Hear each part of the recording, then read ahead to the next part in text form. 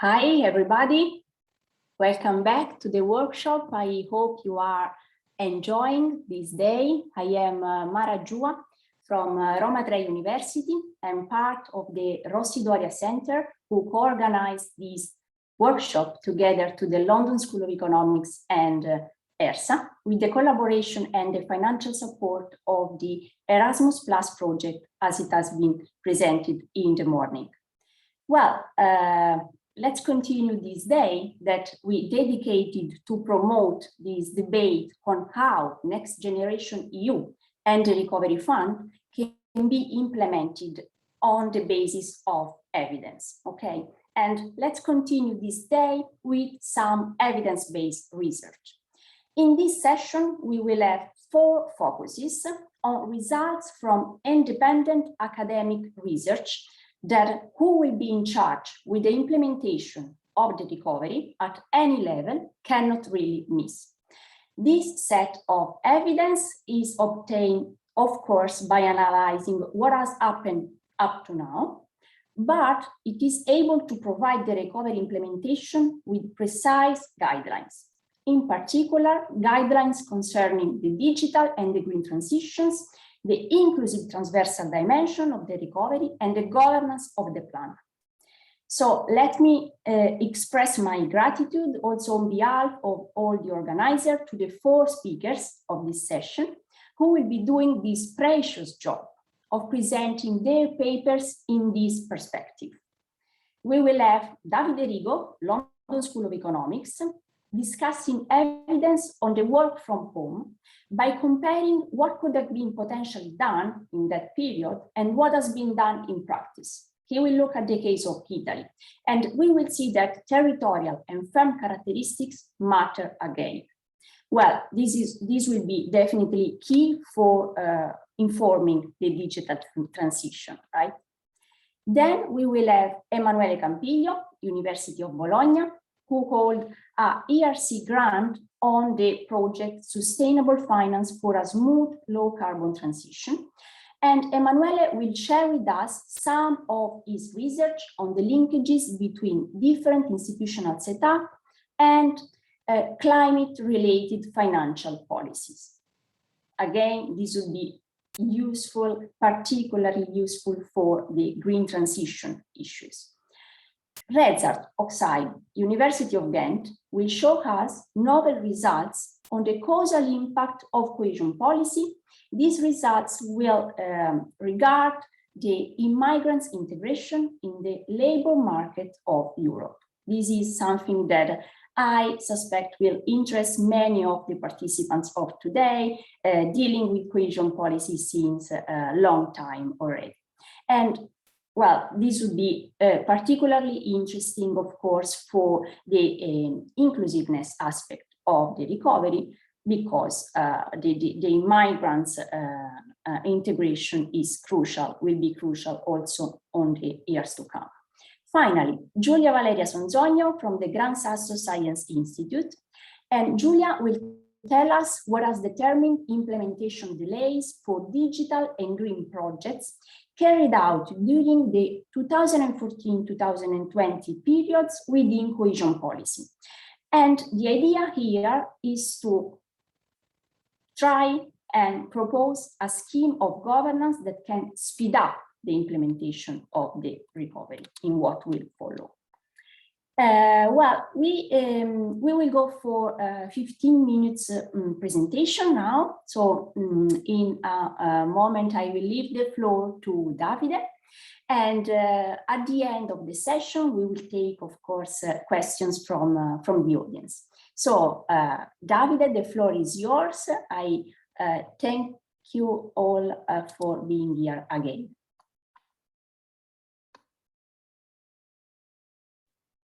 Thanks, Mara. It's a great honor for me having this opportunity to present this paper titled How Many Jobs Can Be Done at Home? Not So Many. This is joint work with Riccardo Crescenzi and with Mara Giua.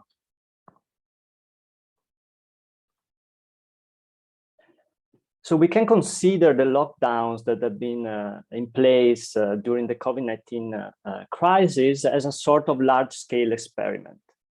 in which companies, firms have been forced to rely on work from home to keep operating. However, not all firms had the possibility to do that. So this decision to work from home is not automatic, and it crucially depends on the availability of infrastructure at the local level, such as fast broadband connection, the availability, the access to ICT technologies, such as software and hardware at the firm level, and also the technical skills available among the workers. Given these conditions, the pandemic has raised a number of fundamental questions on work from home, and both economists and policymakers have been trying to assess and quantify how many jobs can be performed at home, and also the scope for working from home across cities and industries.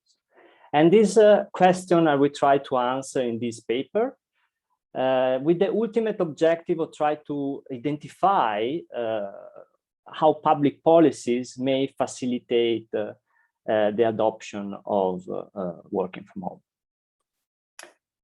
We look at the Italian case, which is actually a very case study, because Italy is lagging behind in terms of digitalization. This is a figure taken from the Resilience and Recovery Plan of Italy, showing this composite index of digital economy and society, which indicates that Italy is performing really bad in terms of digitalization, both in the public, but also in the private sector. And also not many people are access to fast internet connection. Why so? Is because Italy has been characterized by a productive system where there is a majority of micro and small and medium enterprises, and also because there are some cultural and institutional resistances to the adoption of new technologies. These weaknesses have been incorporated in the Recovery and Resilience Plan in the chapter about the digital transition.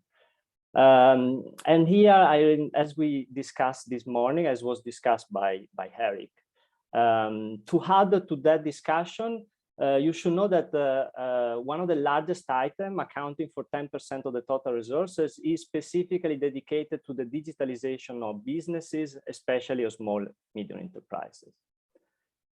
So it's within this framework that our research tries to fit in.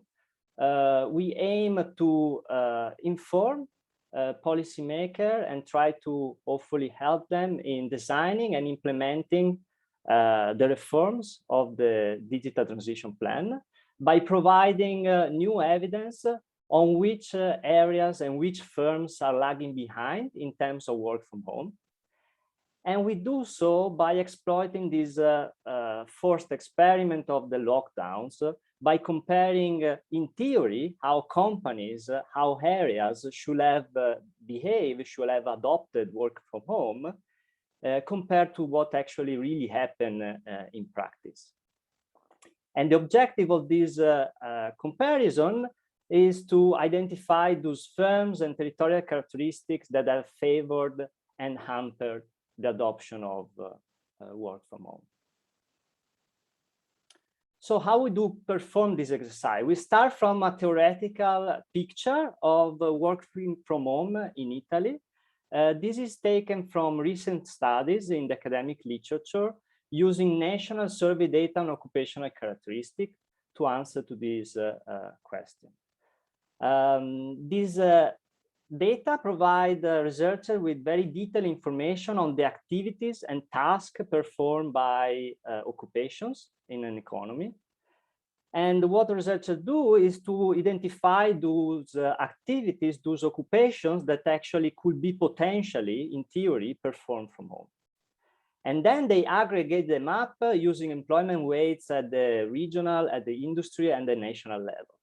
And what they came up with is an estimate of the number of jobs that can be done at home, which is in between a range of 25 to 50% based on different approaches.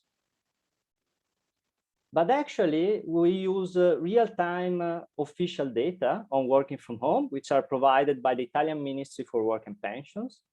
And we are able to provide a real number of jobs, so the real number of workers that were able during the pandemic to work from home. And what we found is that between March and August 2020, around 2 million workers, accounting for roughly 10% of the Italian workforce, were able to work from home, which is in stark contrast with the estimated theoretical share, which was between 25 to 50%. And why so? Well, this is one of the contributions of this paper is to document the fact that there are important forms of heterogeneity in the feasibility of working from home across firms and the territories, which are not able to be kept into account by the theoretical measure of work from home. While the theoretical measure of work from home is assuming that within an occupation, the propensity to work from home is constant, the reality is different. And whether you are located in the north or in the south of Italy, it matters. In these slides, I summarize the key factors that we believe are crucial to allow firms to engage in work from home, and we divide them in two categories. Local specificities, such as the availability of faster broadband connection. So if you think about the two twin firms, one located in an area with fast internet connection will be able to use and adopt work from home. The same firm in an area without internet connection won't be able to adopt work from home. And also another important category is firm specificity. So if you are the same, if you take the same worker and you put the worker in a firm in which he has the right ICT technologies enabling work from home and the flexibility in terms of organization to allow the workers to work from home while keeping the operation in place in presence, that firm will adopt work from home. Instead, a firm without these characteristics won't be able to engage in working from home. This is the first stylized fact that we find in the paper. We are looking at the real share of working from home across Italian regions. And if you're familiar with the Italian case, you can recognize this map is the stark divide that we usually find in Italy across many different economic performances between the south and the northern regions. So we find a great deal of heterogeneity with northern regions and Lazio, which adopted more working from home, contrary to the southern regions where work from home was not so widespread, even below 2% of the population of the workforce used to work from home during the pandemic. One critique to this figure is that it could be dependent of the task and activities occupation intensive in a particular region, with knowledge intensive services being mostly located in the north of Italy, and those are activities that can be performed from home, while in the south you don't have this type of activities. So what we perform is the following exercise. We compare the real share of working from home with the potential share of working from home, which is taking into account the productive system and the distribution of occupation across industries. And what we will expect is that the difference between the real and the theoretical share of working from home should be more or less the same across Italian regions. But this is not the case. As the map is showing, the gap is smaller for the regions in the north, while it's larger for the regions in the south, showing that there are some very important unobserved factors which are local and firm specific, which may reduce the adoption of work from home. And the literature has emphasized and already pointed out that this is made due to the lack of ICT investment and also fast internet connection in the southern regions of Italy. The second stylized fact is about industrial heterogeneity.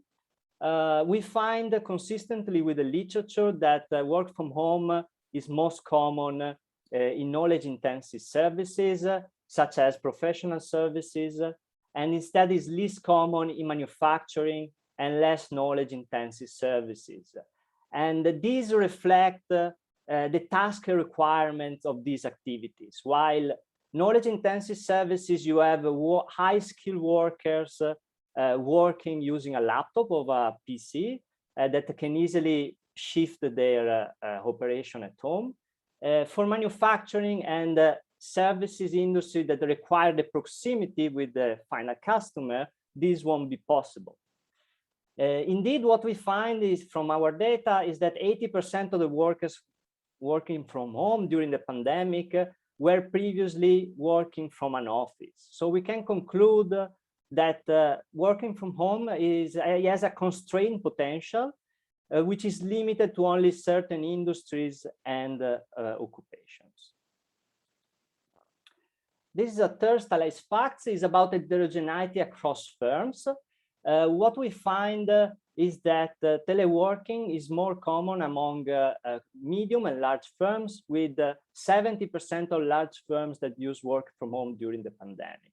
And this is consistent with the literature that larger firms possess a common set of characteristics, such as management practice, flexible organization, fast internet connection, and also the ICT and technologies that enables working from home to happen, contrary to small and micro enterprises. And these results are consistent even in econometric setting by taking into account with further controls.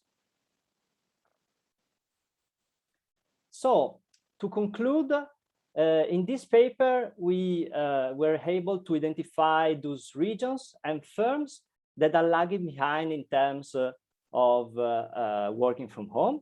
And this is crucial for provide more precise and more targeted policy reforms regarding the digital transitions plans.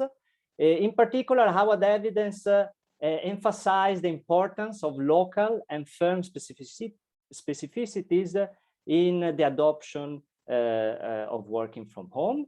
And we suggest that crucial role in the adoption of working from home is being played by the diffusion of ICT technologies at the firm level, but also the availability of local infrastructure. And this will be crucial in order to counter really stark regionally disparities. Our work, however, don't stop here. So we plan to refine our analysis and to really try to pin down which are the instruments that spur working from home by looking specifically on the role of management practices and the ICT investment, both in terms of infrastructure, but also at the firm level. And we also want to try to answer a very important policy question and academic question on whether the access on working from home can increase firms' productivity. This is still an open question, since there are benefits and costs, and it's not clear which is the final outcome. And obviously, our objective with these parallel projects is to try to identify more precisely which are the public policy that maximize the use of work from home and the gains for firms and societies. Thank you very much. Davide, thank you very much.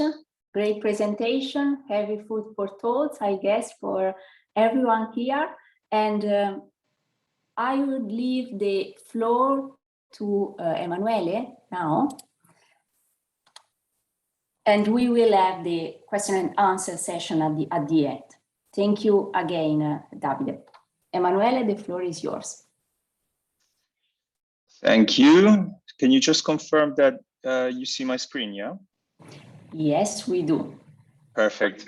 So thank you again for inviting me. So I suspect this talk will be slightly different. Sorry if I interrupt you. If you Sure. want, you can do the full screen visualization.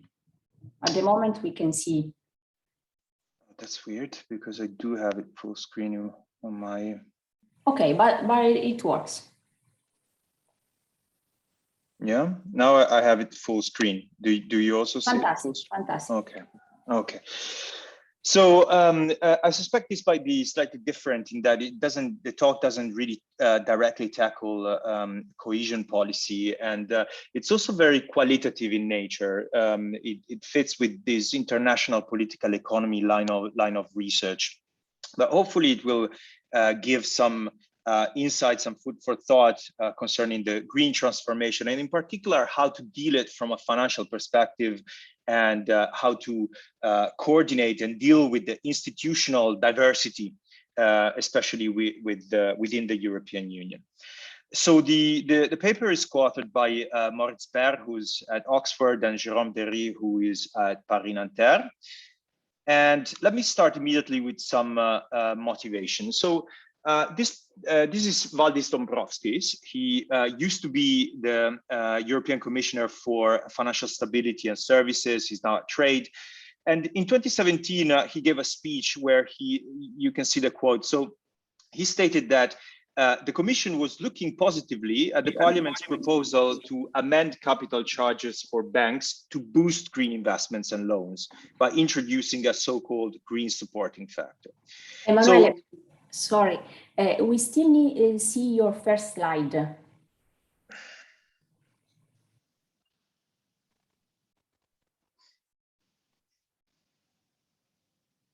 I will stop share and share again. I'm sorry, I'm not really sure why this is happening.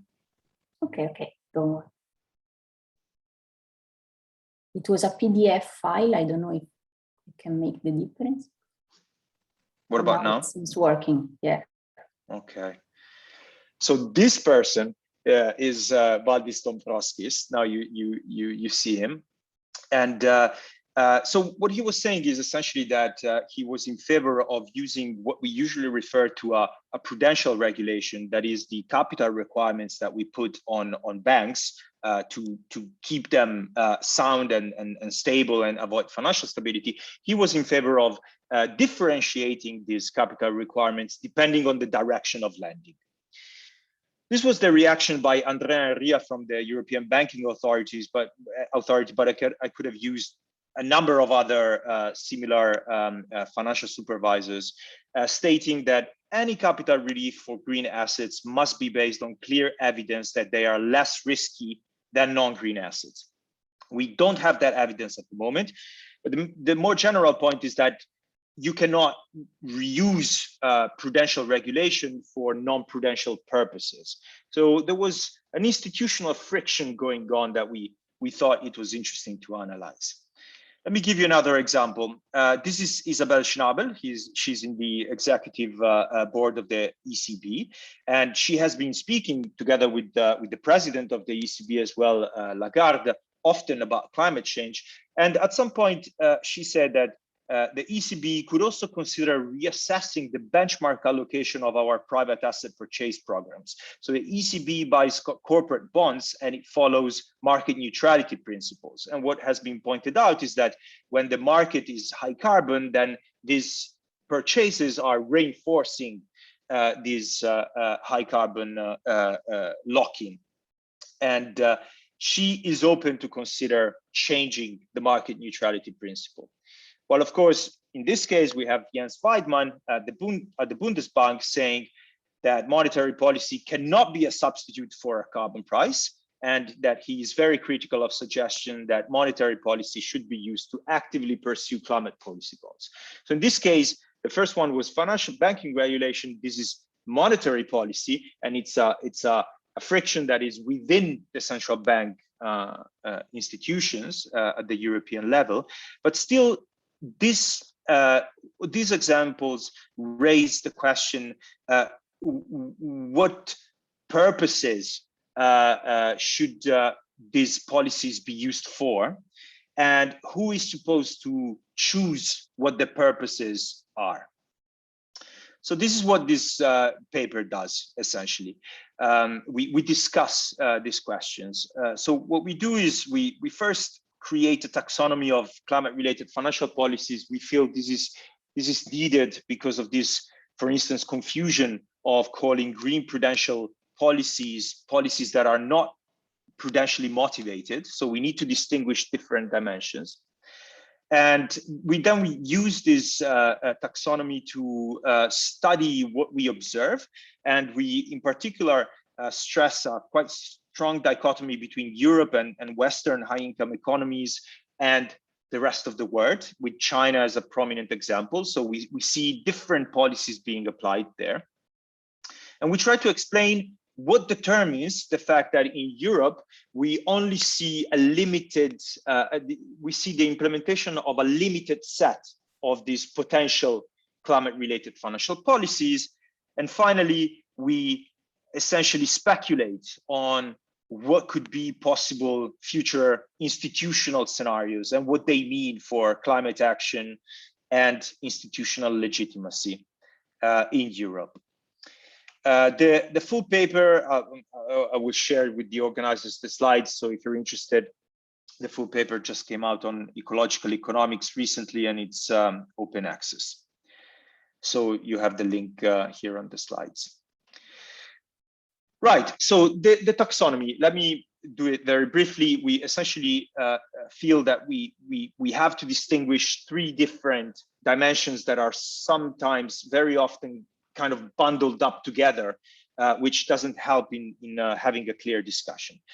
We distinguish motives of a policy, instruments used, and implementing authorities. So with the motives, we distinguish between promotional and prudential, where promotional means that we want to steer financial resources towards specific purposes and sectors because of development strategies. And prudential, of course, has to do with risk and mitigation of risk. It's usually perceived as financial risk. It can be, if you want to interpret it, also as applied to climate risks. Policy instruments, we here distinguish between informational policies, which are those aimed at clarifying the rules and improve the access to information so that market discipline plays its role of appropriately pricing financial assets. Incentive-based, as the term says, it's about putting incentives so that behavior is still free, but we kind of give incentives to go in a certain direction. And quantity-based is a more coercive top-down approach in pushing financial investors with rules towards certain directions. And finally, implementing authority can be political, that is the government and its organisms, or delegated. And in this case, of course, our main actors are central banks and financial supervisors. So with this baggage of terminology and concepts, we go and we study in depth what's going on at the international level. And we observe that in Europe and in other Western high-income economies, but especially Europe, which is I would say, a leader, an international leader in this respect.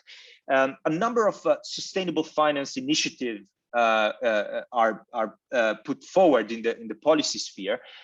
They are mainly, we would say, almost uniquely informational instruments. So things like disclosure requirements, the development of benchmarks, the development of standards for green bonds, for instance, the taxonomy, which determines what can be called green or not, climate stress tests. The ECB just released the other day a new top-down climate stress test on the banking sector of the Eurozone. So a number of things are going on, but they're all informational instruments that serve both prudential purposes and promotional purposes. In the rest of the world, however, we observe something interesting, which is that they do a number of these policies as well, informational policies, but on top of that, they implement also incentive-based and quantity-based policies. So for instance, they apply things like differentiated reserve requirements that change depending on the greenness of the bank lending. There are favorable refinancing conditions at the central bank for banks that lend to green activities. Others, they put credit quotas, right? So banks, they have to satisfy certain quotas of lending going in specific sectors. So there's a much more proactive role. And this is where we define this promotional gap in Europe, right? So we have a number of instruments that could potentially be used, and they are used because we see them in other parts of the world, but they're not. The set of policies is limited to the informational instruments. And there's a lot to discuss here, of course, and I'm happy to do it if you have questions afterward. But we essentially boil the explanatory variables to two. The first one is that we live in a market economy where we do not put strong controls, public controls on private capital flows. And we have decreased this control in time in the past decades. The European Union integration process as well was a part of this more general move towards from an interventionist state to a more regulatory state, where you set certain boundaries, large boundaries, and then you let markets operate, because we believe this brings efficiency in the allocation of financial resources. But what we stress most of all is the presence of independent and powerful delegated authorities, central banks in particular. So, and again, this has been a process. It has not been like this since the dawn of times, right? It especially happened during the 80s, the 90s. We decided, for many good reasons, that central banks were needed to be independent from the political control. And for this reason, we decided that we would give them very specifically determined and narrow mandates. Price stability, for instance, in Europe. Then after the financial crisis, these powers got extended to financial stability, for instance, and this increased the power of these institutions. So they can push back.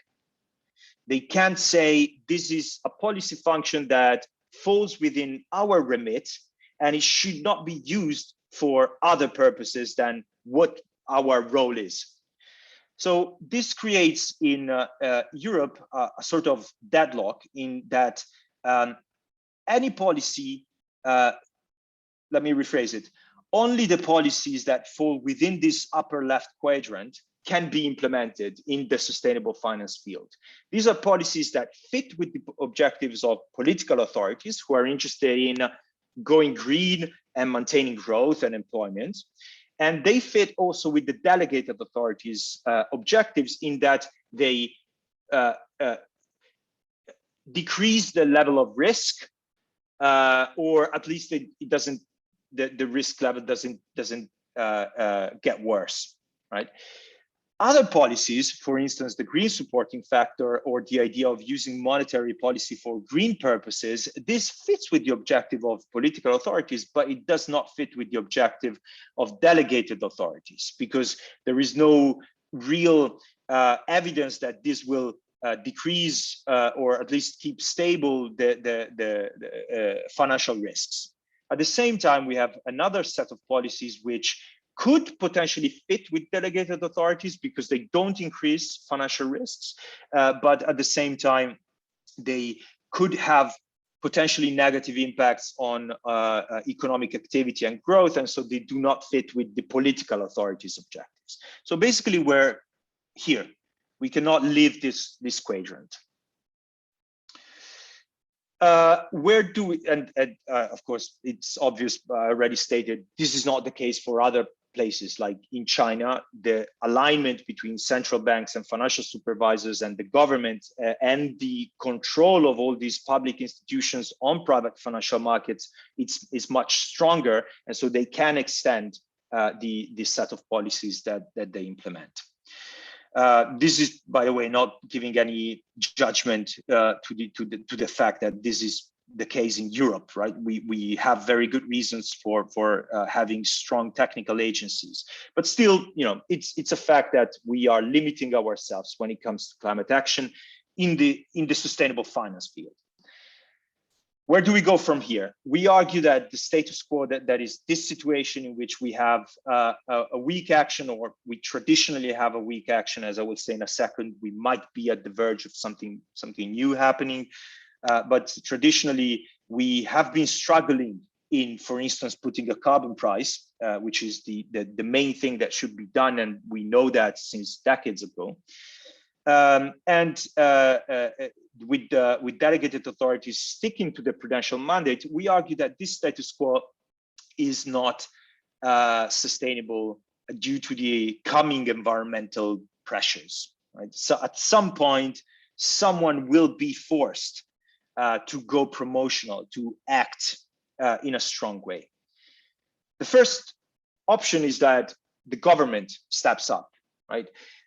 This would mean the government putting a credible carbon tax schedule from now to the future. So commit to a certain schedule so that private actors, both non-financial and financial, know that and can adjust in time for it, public investments, and all of that.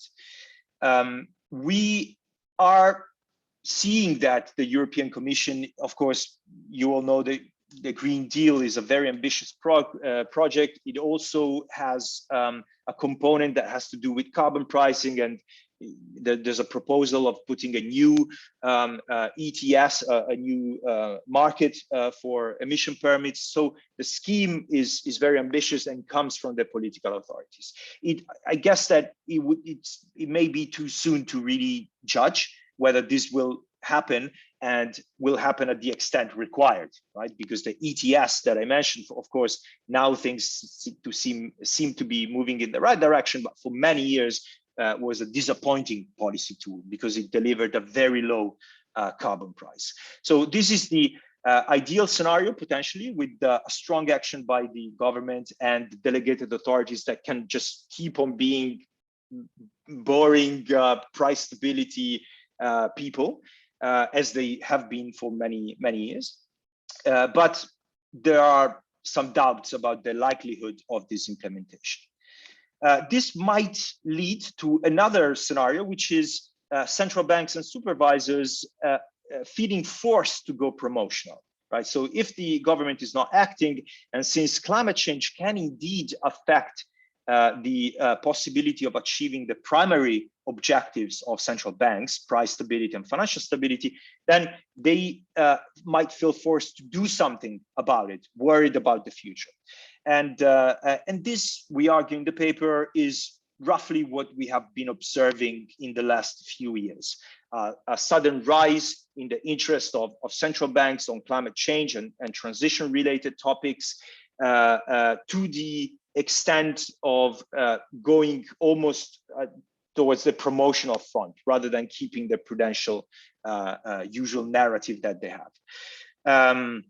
The ECB the new strategy review of the monetary policy has a number of initiatives that have to do with climate change. As we said, Lagarde speaks often about climate change, and so on. This is where we are, we argue. If brought to the extreme, this can lead to an undesirable scenario, which is one in which we essentially delegate saving the world to technical agencies which do not have the mandate to do so. So that creates a democratic deficit problem, and it creates also a legitimacy, a credibility problem for the central banks themselves. Indeed, we also argue that this is not a stable equilibrium. At some point, the political authorities are likely to regain possession of the policy functions that they have delegated to these delegated authorities. The government is the ultimate last resort source of power. And so this is also can be an undesirable scenario, because we are, again, maybe being more effective in terms of using all the levers, the policy levers that we have for climate action, but we're losing the independence of these delegated authorities and possibly their credibility as well. It doesn't have to be so dramatic. This is supposed to be sort of stylized extreme scenarios. Of course, we will be somewhere here in the middle. there are lots of grays. One middle ground could be what's going on in the United Kingdom. The Bank of England remit has been adjusted to take into consideration also climate-related dimensions. So in that case, there is the formalization of an additional delegation that makes things clear. There can also be the case of an ex post validation, like it happened with the quantitative easing. So central banks do things, and then ex post they are validated by the court in the case of the QE, or by the government, possibly in the case of climate change. Of course, these are also problematic, each in its own respect. But let me conclude. I think I'm already out of time. The point that we make in this paper is essentially that we in Europe observe a promotional gap. That is, in order to steer financial markets towards sustainable investments, we have a set of policies that we're using. There are other policies, other forms of policy instruments that we're not using, and others are. We argue that one main driver, explanation for this is the balance of power between institutions, in particular between political and delegated authorities, government and central banks, most prominently, and that this might cause problems in terms of institutional frictions that lead to undesirable scenarios. And essentially, we conclude stressing the urgent need of close cooperation between the two, and hence the title of the paper, It Takes Two to Dance. Thank you very much. Thank you, Emanuele. Thank you. Fascinating presentation. Really appreciated this comparative perspective. I leave the floor now to Rezart for next presentation, but I do confirm that we'll share, the organization will share the slides with all participants. So please make sure to send us the updated version, and this will be available on the next few days in our website. Thank you. Rezart, the floor is yours.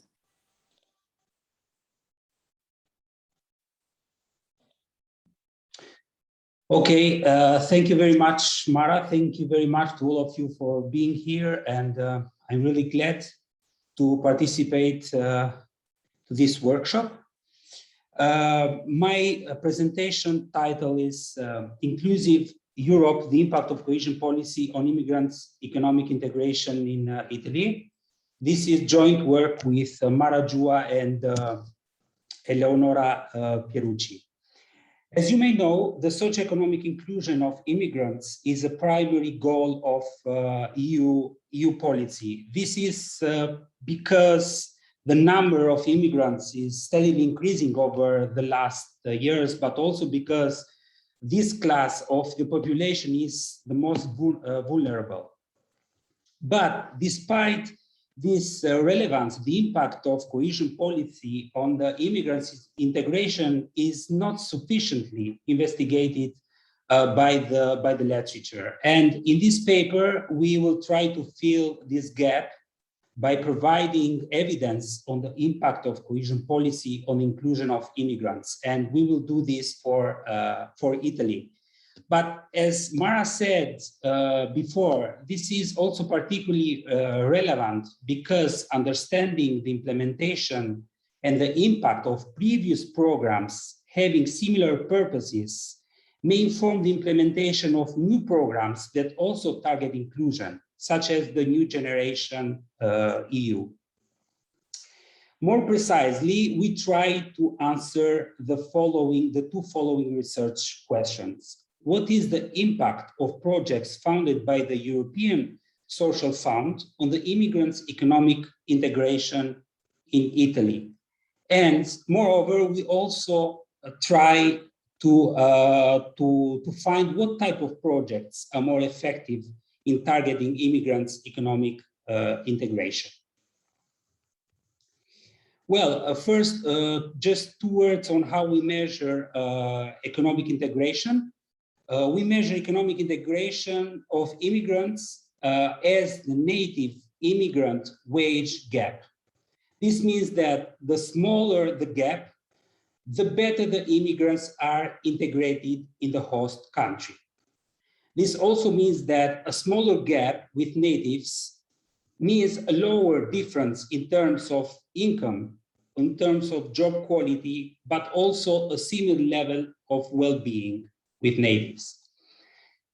Data on wages for natives and immigrants is provided to us by a novel data set of IMSS for years 2007-2018. This is quite rich data set, which has also information on the average wages for natives and immigrants at the municipality level. And we use these averages to calculate precisely the gap between natives and immigrants. As I said, this is a very rich data set. It also has information on average wages by qualification of the workers, and more precisely for workers, employees, managers, apprentices, etc. But for our analysis, we focus only on workers for obvious reasons. First and foremost, because this is the category that likely is the main target of social inclusion project, due, of course, because of their low level of human capital. Instead, data on projects come from the dataset Open Cohesion for the programming periods 2007, 2013, and 2014, 2020. We exploit only the time span 2007, 2018 because we have information on average wages only for this period. We follow this identification strategy, this strategy for identifying the projects that are pro-migrants. We search the word immigrant and its variants in all the relevant variables and we define the beneficiaries in the data sets, like the title, the description, etc. And we also focus our attention on two priority themes among the 13 EU themes. We focus attention on those themes that potentially affect the wage gap, and precisely the wage gap, according to the immigrant literature, the wage gap mainly could be affected by the production of the productivity, or by the increase in productivity of the immigrants. And of course, two themes that concern the productivity are the employment and mobility of workers. Is expected that these projects increase or enhance the country-specific working skills and the professional upgrade of immigrants, and therefore influence their average wage. The second theme is education, which is expected to further education, hence is expected to enhance the educational attainment of the immigrants and also their language skills. 2 words about the treatment. In our analysis, a municipality is treated for the first year it hosts a project belonging to one of the two themes. Please note that the municipality, once the municipality is treated, for example, in time T, it remains treated for the entire period of time we consider in the analysis. We follow our empirical strategy consists in 2 steps. In the first step, we match the treated municipalities with untreated municipalities over relevant variables provided to us by the census for year 2011. Of course, this is to guarantee comparability between the treated and the control municipalities. We mainly match on variables such as the similarity index, which capture the spatial segregation of immigrants at the municipality level, the immigrants share, which is proxy for the immigrants network, the employment ratio capturing the relative demand of labor by natives and immigrants, higher education, which is a proxy for the average qualification of the workforce at the municipality level. And we also match on the large municipality dummy and also on area dummies for Italy, such as the North, Center, and South Islands. In the second step of our empirical strategy, we apply time-varying difference in difference method on our municipality year panel. Of course, we here also include individual and municipality fixed effects. Okay, these are the main, these are the baseline results. Basically, here the treated variable is the municipality with a pro-immigrant project, but by any of the teams. Here, the T refers to the time of treatments, while the T-1 and T-2 refers to the two lags included in the model. T+1, +2, and +3 refers to the 3 leads we include in the model. The bar here refers to the significance level, with a light color here, meaning the 99% significance level. We first make sure that in the 2 periods before the treatment, we have the parallel trend, and the results show that the parallel trend is there, because here the coefficients of both lags are not significantly different from 0. While we also observe that we have a significant effect 3 years after treatment, meaning that we have a decrease in the average wage gap between natives and immigrants of about 3.7 euro per week or 50 euro per month. This result suggests that treatment of municipalities in these 2 projects have a positive impact on the economic integration of immigrants. In this graph, instead, we present the results when the treatment is the municipality with pro-immigrants project targeting only the employment and mobility of workers. Mainly, we find the same trend as before, so the decreasing trend, which is significant 3 years after treatment. And also in this case, the results suggest that treatment of municipalities in pro-immigrant projects targeting only employment and mobility of workers have a positive impact on the economic integration of immigrants. In this third graph, we focus our attention only on municipalities with pro-immigrant projects targeting only education. And here the result suggests that there is no impact of this type of projects on economic integration of immigrants. Of course, these results could be affected by the effect of confounders, right? So we here we estimate the same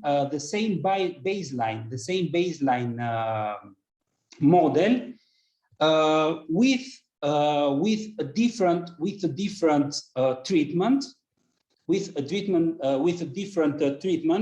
which is transportation. So whether the municipality has projects targeting transportation and infrastructure. Of course, this is a placebo. This is a placebo test, which reproduces this alternative analysis.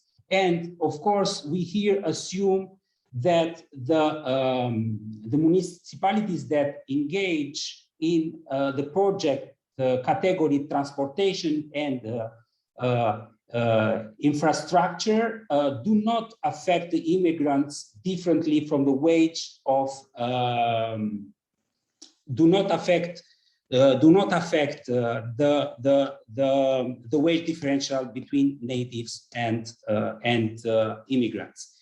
And the results in this graph confirm, let's say, our baseline results, showing that there is the impact of this treatment is not significantly different from zero. And I'm about to conclude.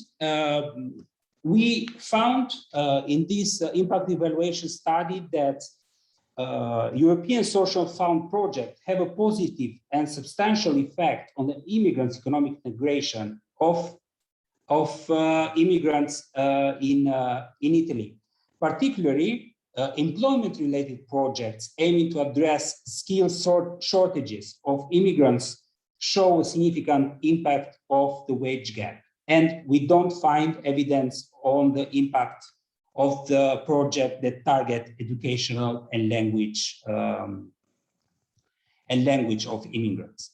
And the third conclusion is that the inclusion policy aiming to address the economic integration of immigrants should focus, of course, on this type of projects, which produce an effect in a reasonably short period of time.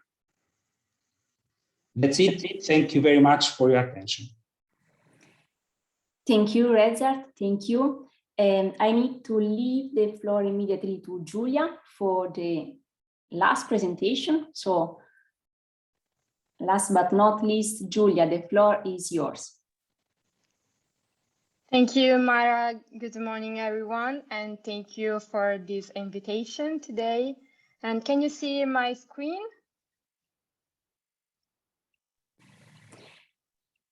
Not can yet. You see my... Rezart, you might have to stop your share screen in order that Giulia can start with her.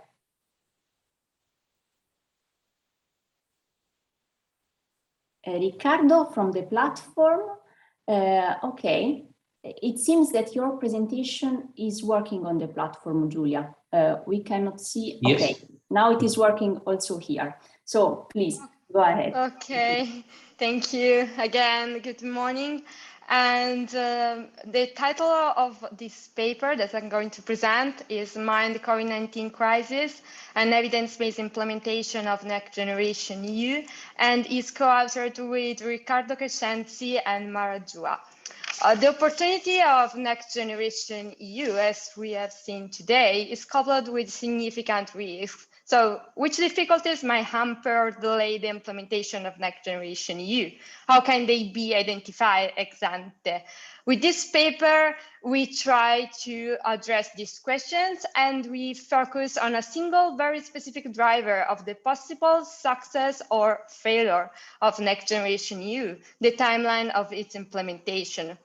We do that by leveraging EU cohesion policy as a laboratory, and we rely on a unique administrative data on all individual projects funded by EU cohesion policy for the last programming period in Italy. By focusing on Italy, it's possible to draw upon a unique project level database named Open Coesione, that is the open government national initiative on cohesion policy in Italy. And from this database, you can see, and this database combines more than 200 variables about projects, including project description, the timeline, the project locations, and the actors involved, and financial resources, and so on.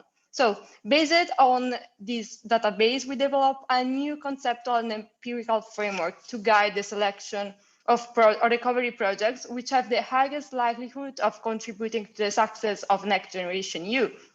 So first, we identify among all funded projects those that are more closely resemble the projects that are going to be implemented on the ground within the Next Generation EU umbrella. So those projects that are more green and digital oriented. Then second, we uncover the characteristics of this project that are systematically associated with a timely implementation. This methodology make it possible to predict, based on practical experience, what type of projects are systematically associated with timely, concrete results while serving the overreaching objective of the recovery. So first, we compute a simple measure of the delay based on the information on the start date and the expected end date and actual end date of the projects. And you can, as you can see from the graph, Next Generation like projects, so those projects that more closely resemble the projects that are going to be implemented, so green and digital oriented, are more likely to accumulate severe delays. And on average, almost 90% of projects end on time. For Next Generation like project, this is true for less than 17%. And this is certainly a bad news for Europe, since Europe needs to move towards Next Generation like projects. And statistical evidence suggests that these are particularly challenging in terms of actual implementation. Then, thanks to project level data we are using and starting from the extensive empirical evidence on EU cohesion policy, we identify 4 key implementation measures to test empirically and model the main features governing Next Generation EU. So these measures are the governance level involved in implementation, the project leadership, the administrative complexity, and the way of beneficiaries are selected, and the kind of activation procedures. So we develop an empirical model to check the statistical association of these implementation indicators and project level implementation delays of our Next Generation EU-like projects in our sample. So in our model, delay are 3 different measures of delays, and each explanatory variable, so levels, leadership, complexity, activation, is added in our regression separately and then simultaneously. And we add also control to account on key general features and make compare projects that are as similar as possible. So our empirical results offer a very clear and consistent diagnosis of the possible implementation bottlenecks potentially faced by Next Generation EU. So what are the project level drivers of timely implementation? From the point of view of the governance level involved in the implementation of the project, we focus on EU and the project implemented by regions. First, what we found is that projects founded and implemented under the EU framework are more likely to be completed on time compared to those implemented at following national rules and funds. Second, regional projects, so projects that are implemented by regions, are almost 40% more likely to end with delay than projects belonging to programs administered at the national level. So taken together, these results call for say that so that Next Generation EU projects will benefit from governance coordinated by the EU and administered at the national level. These results are convergent with those for the project leadership. In fact, centralized design appears can significantly reduce the probability of implementation delays, and more interesting, projects led by individuals compared to those led by implemented by public authorities or bodies or firms are more likely to be completed on time. So taken together, these results call for a strong national leadership that have to be directly linked to the initiative of citizens and in close cooperation with them and listening their needs with limited intermediations.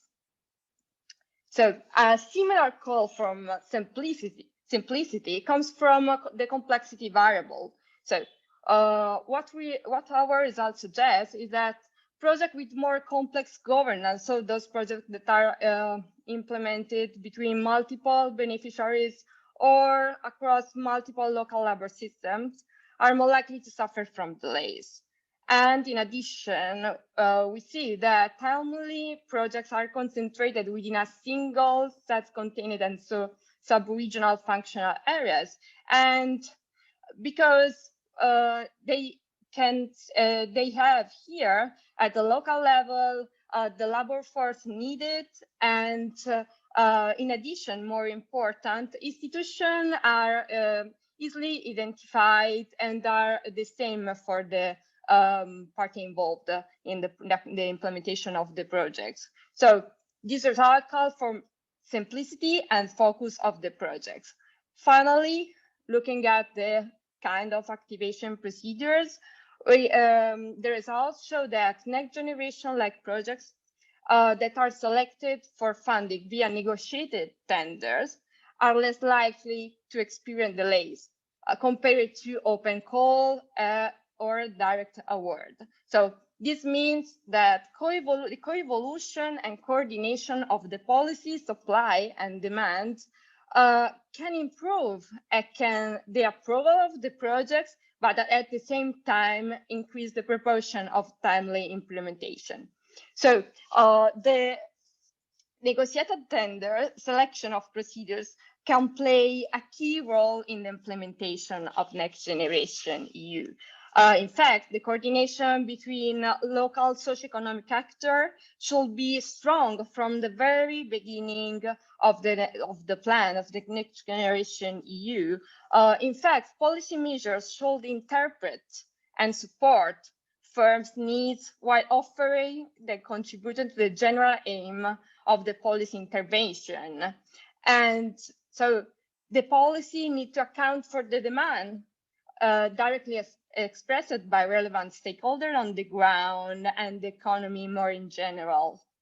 To conclude, our evidence suggests that for a timely implementation, Next Generation EU projects should be developed by central government of each member state in close cooperation with the EU and with the direct, not intermediated involvement of the stakeholder and citizen active on the ground. And where possible, projects should be led by citizens, defining precise objectives and the responsibilities. In addition, as we have seen, projects that require complex projects that require multiple beneficiaries or are implemented across countries and territorial areas are recommended only at a later stage. Our evidence does not mean that regional governance should be excluded from the implementation of Next Generation EU. On the contrary, at the very beginning of the implementation of Next Generation EU, capacity building intervention and simplification at regional level is needed and must be coupled with the intervention. And what we propose is a two-stage implementation approach where regional governments can play a very important and key role in the recovery stage strategy after central governments have kick-started the process in a timely manner, engaging citizens and the stakeholder active on the ground at the local level. Thank you. Giulia, thank you for your presentation. That was particularly relevant, I guess, for the debate that we opened this morning with the role that data can have and the role that data should have for evaluation of public policies in general and evaluation of Next Generation EU and recovery in particular.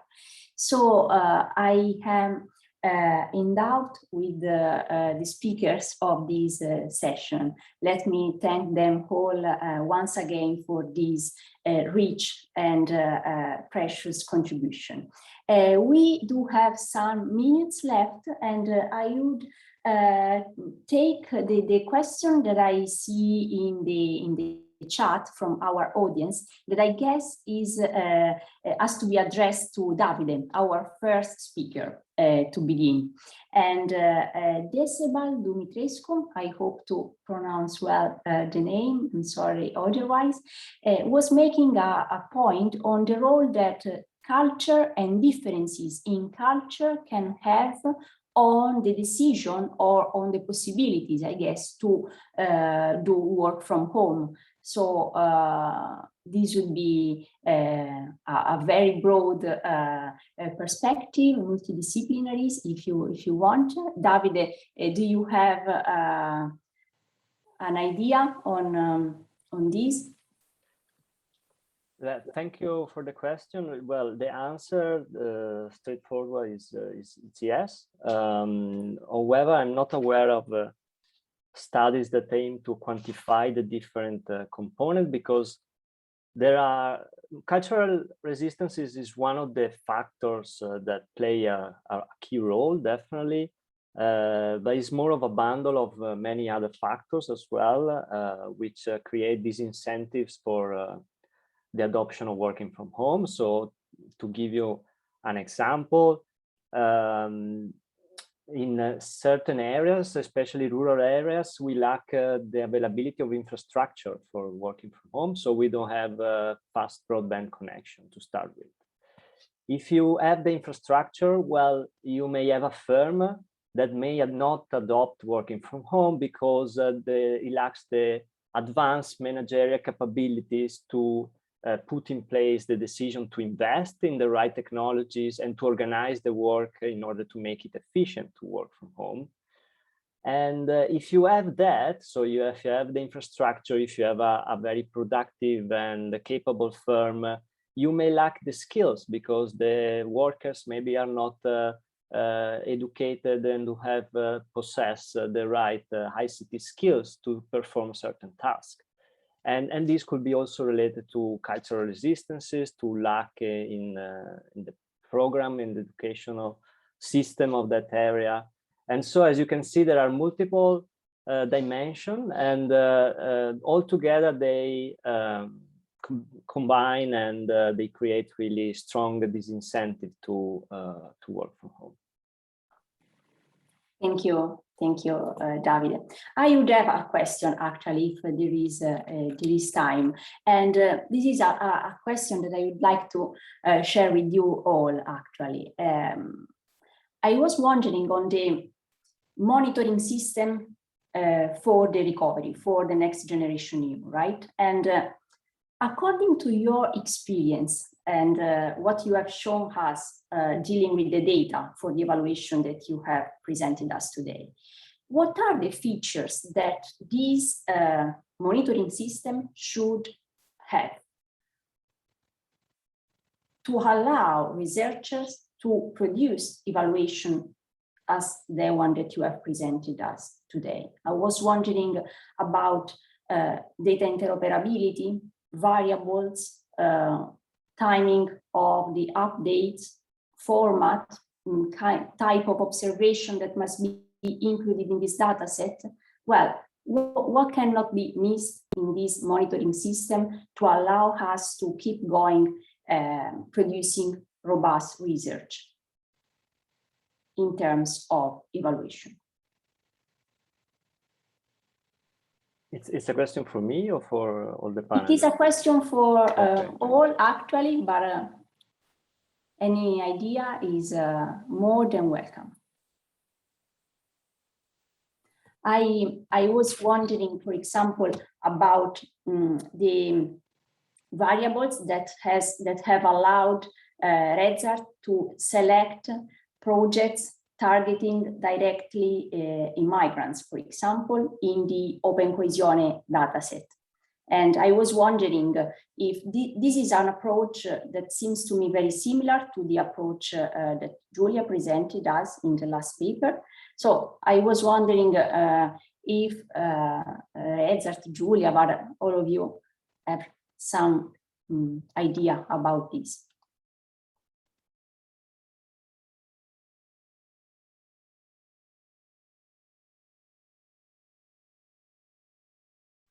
Well, I can briefly comment on my paper. Definitely, the availability of real-time data is key to monitor performance and results of policies.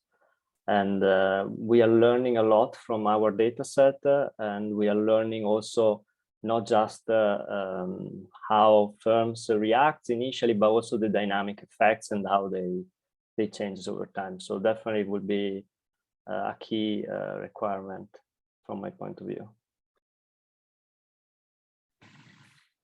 I do agree, Davide. Thank you for your contribution.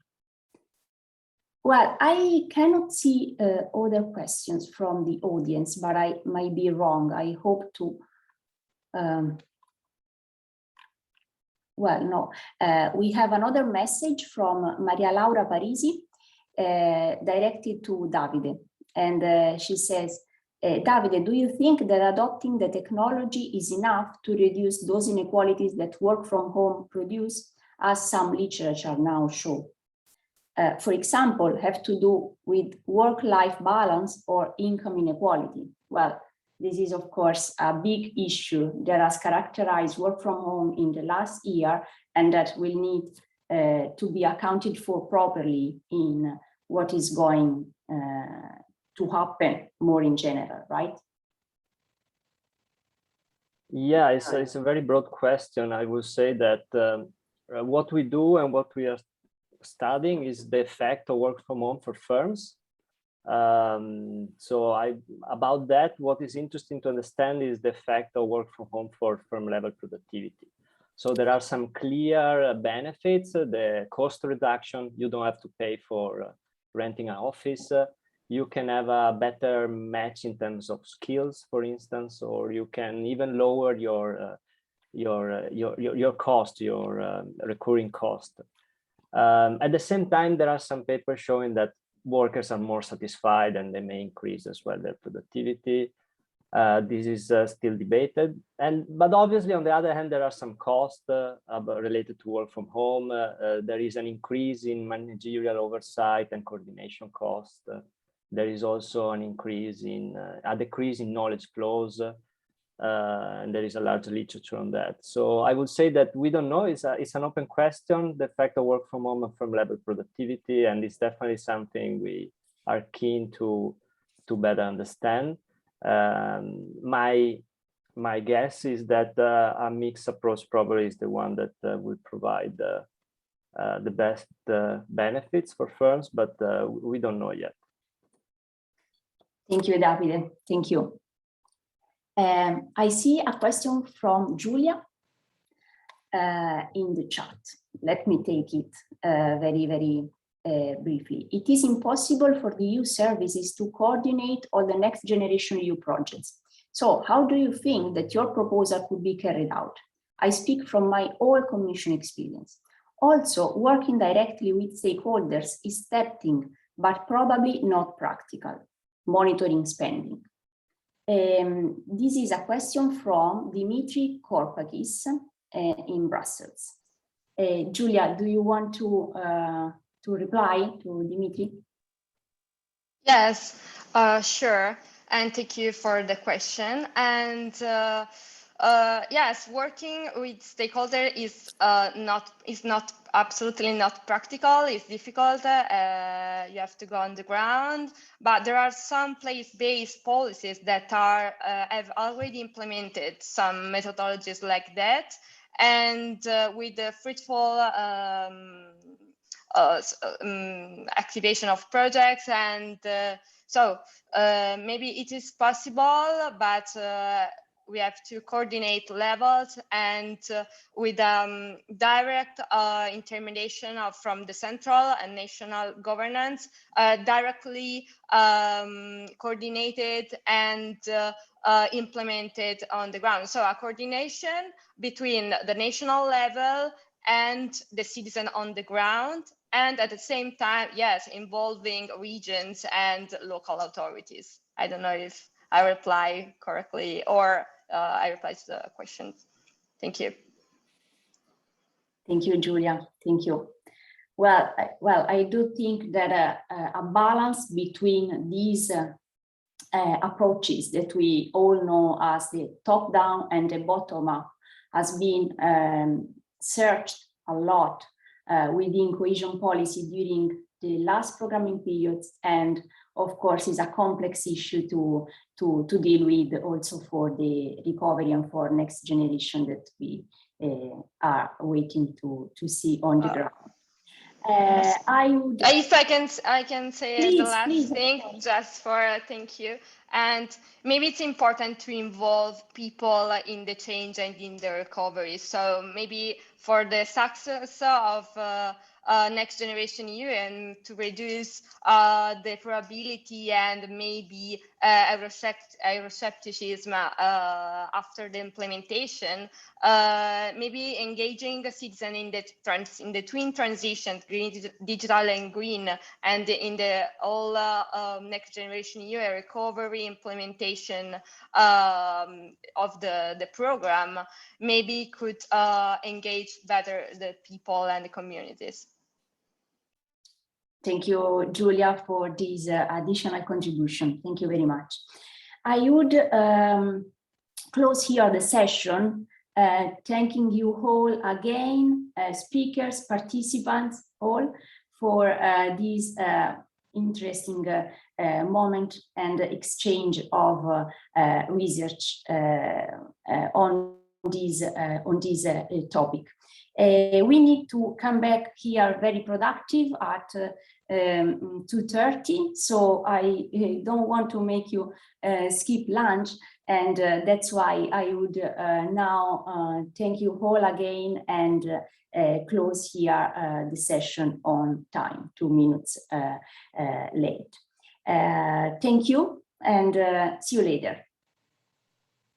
Thank you. Bye. Bye. Thank you. Bye. Bye.